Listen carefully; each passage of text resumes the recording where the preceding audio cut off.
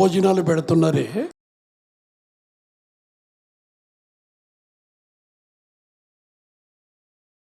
నదిలోనికి దిగి బాప్తిసం పొంది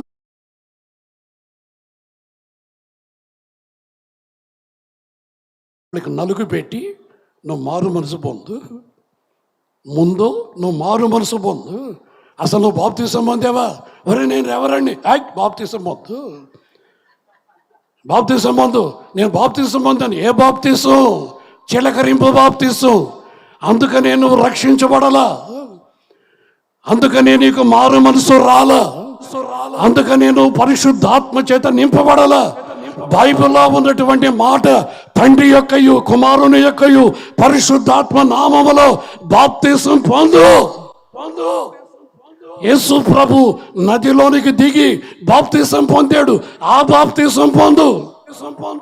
వాక్యము ఒక విధంగా ఉంటే వాక్యానికి వ్యతిరేకంగా నడిపించబడతావు.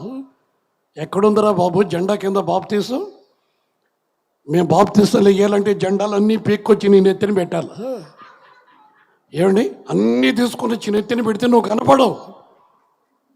ఆ జెండా ఇటు పెడితే జెండా కింద పోయిన వాళ్ళందరూ బాప్తిస్తమా?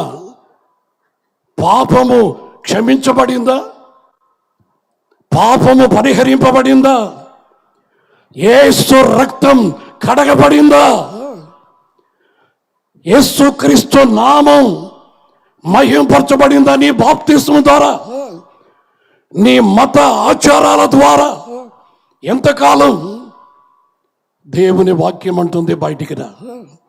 నువ్వెప్పుడైతే ఆ మత కట్లలో నుంచి బయటకు వస్తావో, ఆ ఆచారాలలో నుంచి బయటకు వస్తావో, నీ మనోనేత్రాలు తెరవబడతాయి.